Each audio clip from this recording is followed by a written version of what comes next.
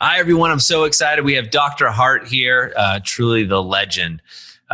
Dr. Hardt, so one of the questions that I want to talk about comes up so often is when we talk about alpha brainwaves and the topic of dementia. Do those two things coincide at all? Well, one is an antidote for the other. And we talk about our training as providing reversal of aspects of aging in the brain. So what are those aspects and how do they normally progress with age? Alpha waves are a sinusoidal electrical activity in the brain. It's probably the second largest electromagnetic emanation from the body following the pointing vector. When the heart beats, it shoots out a big electromagnetic signal. Alpha waves are the second biggest. And in an appropriately shielded room, you can detect a person's alpha waves and the heart 50 feet away. So when you're together with people, even if you're observing social distancing, you are still influencing other people with the emanations of your heartbeat and of your alpha brainwaves. The origin of the alpha brainwaves are pacemaker cells in the thalamus, which is, you have a left thalamus and a right thalamus, very deep within your brain, located approximately at the intersection of these two lines. So it's just barely above the brainstem. And these pacemaker cells run 24/7. Whether you're awake or sleep, you can be jogging, you can be snoozing, doesn't matter. These pacemaker cells are running and urging your brain, be an alpha.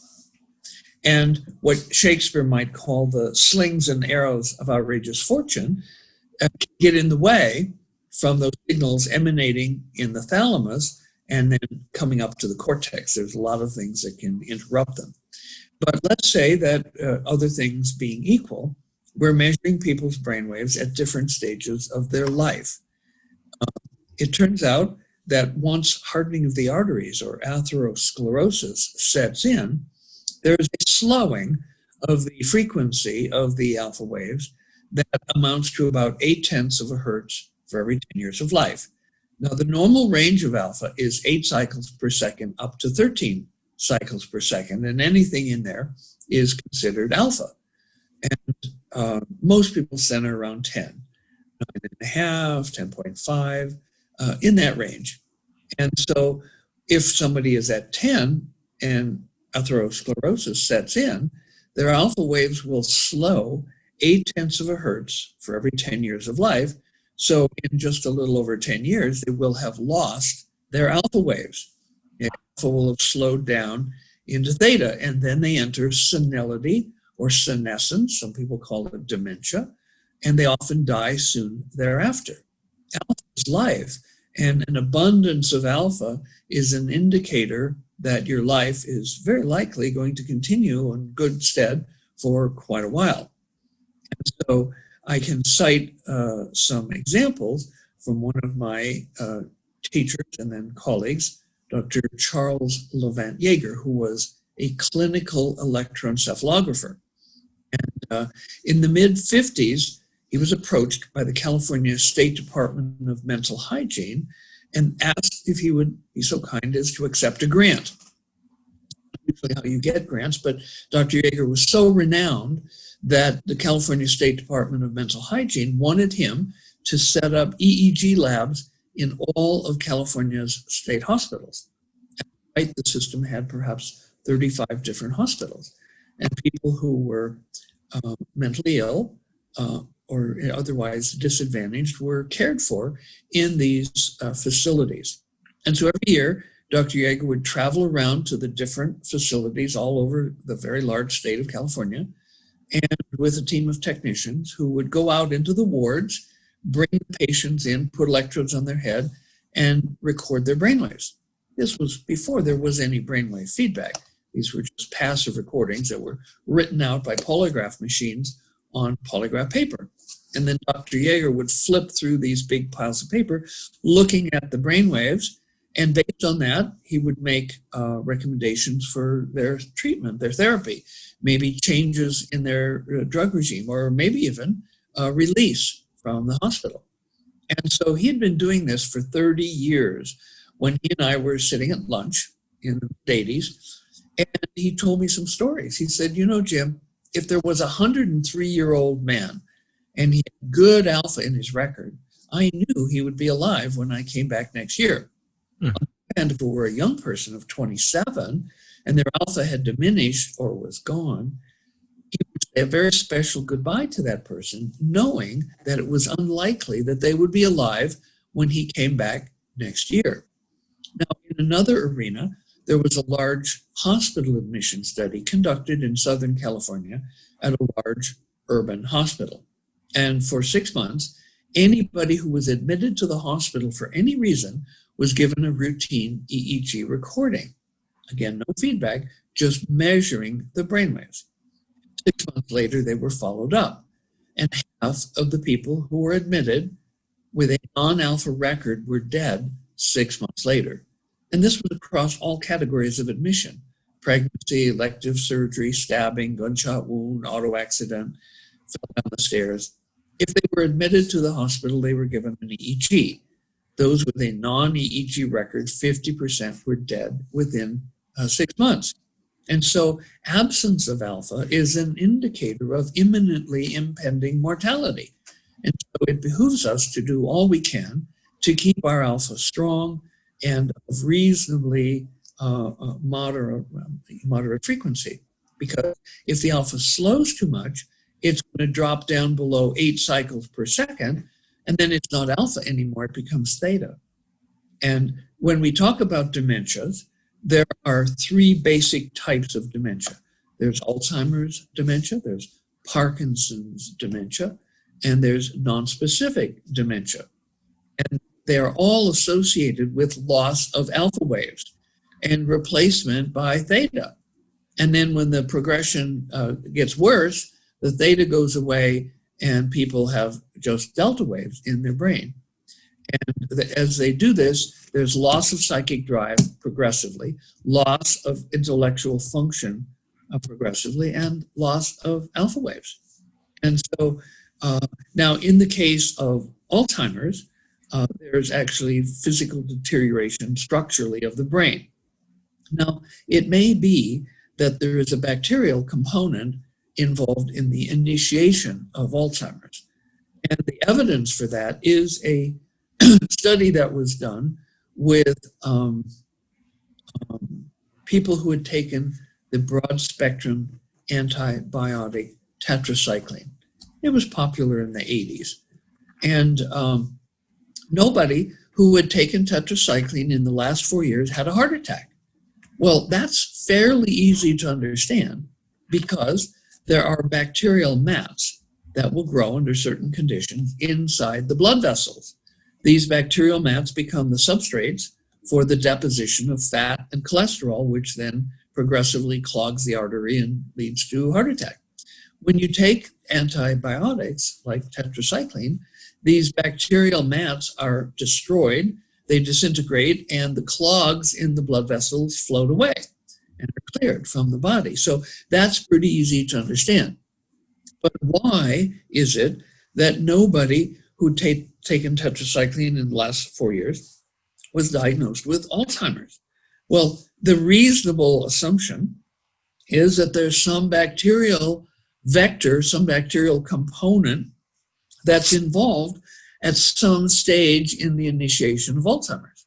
Once you get to the point of deterioration of the brain and deposition of amyloid plaques, maybe well past that point, but there is a reasonable argument that can be made that there is a bacterial component involved in the initiation of Alzheimer's. There's also Parkinson's dementia. Now, there is a little bit of evidence to suggest that Parkinson's may be a prion-based disease. Prions are the misshapen, misfolded proteins, way smaller than a virus, that are the cause of mad cow disease and scrapie, which is a spongiform encephalitis in sheep. And of course, we know that when people have deterioration of the brain, that there are very serious consequences. So in Parkinson's, regardless of the etiology, whether it's a prion or not, for example, men who continue to drink milk after 50 have a higher incidence of Parkinson's than those who don't. And so, there's little facts like this that, haven't ever been collected, I don't think, into a compelling scientific argument. But the point is that these three types of dementias are characterized by loss of alpha, loss of psychic drive, and loss of intellectual function. Now, with the non-specific dementias, there doesn't seem to be any underlying disease, of course. With these, there's reduced blood flow to the brain, and that leads to loss of alpha, loss of psychic drive, loss of intellectual function. Now, to give you an idea how profoundly the hypoxia, which is a known oxygen deprivation state of the brain characterized by loss of alpha, loss of psychic drive, and loss of intellectual function. In 1967, a researcher named Flügel was able to persuade his Human Subjects Committee to allow him to administer a very dangerous but powerful vasoactive drug one time to hypoxic patients who had lost their alpha, lost their psychic drive, and lost their intellectual function. Well, when he administered the drug and it forced open the blood vessels in the brain, the alpha came back, the psychic drive was restored, and intellectual function was restored. Well, there's reason to believe that part of the process of learning to increase your alpha is a learned cerebrovasodilation. And one of the clearest indicators of this is what we call an alpha tan. Go through the Biocybernaut Alpha training, sometimes they pop, where on one day they have a massive increase of alpha, and that's associated with, they come out of the chamber and they look like they've spent 2 weeks in Barbados. They're flushed with blood, and of course their alpha has gone up off the charts, and they're euphoric. And so with further training, the brain learns how to just increase the blood flow inside the head. It doesn't need to send blood to the nose, to the lips, to the chin, to the forehead. But in the initial burst, when the brain figures out, hey, we can make more alpha if we just get more blood up here. And so blood blood vessels dilate and blood flows to the whole head. And so we know that there is a part of the process of learning alpha that includes a learned cerebrovasodilation, which, like Flügel's powerful vasoactive drug, opens the blood vessels, increases blood flow, increases alpha, increases psychic drive, and increases intellectual function. And so the relationship between blood flow to the brain and alpha training is a pretty clear one. And so the benefits of increased blood flow to the brain are many. And one of them, as Flügel demonstrated, is an elimination of the symptoms of dementia, which include loss of alpha, loss of psychic drive, and loss of intellectual function. Now, what Flügel did was administer a drug, which is the one shot. When people learn to dilate the blood vessels anywhere in their body, like hand temperature warming, is accomplished by learning to dilate the blood vessels in your fingers. And this skill is something that you have to learn, and thereafter you can pretty well hang on to it. And so unlike administering a drug to dilate your blood vessel, when you learn to increase alpha, among other things, you're learning how to de-stress, to lower your anxiety. And we know that all the way back to studies in the 1880s, that anxiety impairs performance of all kinds, even physical performance, performing physical tasks as well as mental and emotional tasks. And so the benefits of the stress reduction in test anxiety scores that we see in the alpha training all go together to suggest that alpha training is a useful way to intervene with dementias. Now, with Parkinson's and Alzheimer's dementia, there is an underlying disease course. So we would not suggest that it is a cure, that alpha training is a cure for Parkinson's dementia or Alzheimer's dementia. However, if it's caught soon enough, there can be a learned increase in alpha, which will, at least for some time, ameliorate these symptoms. Now, with the nonspecific dementia, which appears not to have an underlying disease course, it might be in the category of this isn't going to be a problem for you anymore. You dilate the blood vessels in your brain, and the nonspecific dementia goes away. Now, have you seen, this is fascinating to me, have you seen cases of people coming into the Institute that you've worked with that have had progress on this? Yes, we have. In the federal grant study, which was conducted in University of California, San Francisco, we worked with women who were from 60 up into their 80s. And so the very cool thing was that I had seen so many amazing benefits from the alpha training, measured by, among other things, personality tests, that I wanted to know how long-lasting the benefits were. So in this federal grant, I built in and had funding for the pre and we did testing before a battery of baselines, then immediately after.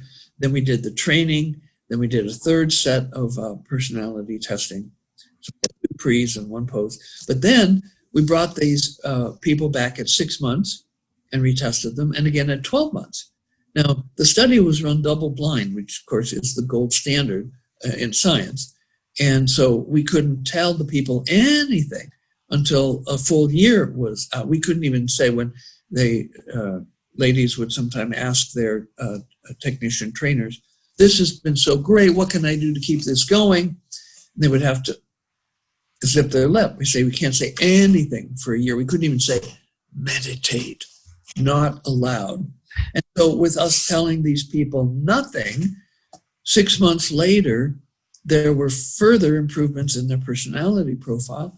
And 12 months later, there were further improvements. So some of these ladies were over 80 years old. And for them to be showing benefits of the training 6 months out and 12 months out is beyond extraordinary. And so we didn't have the funding to follow them up beyond that.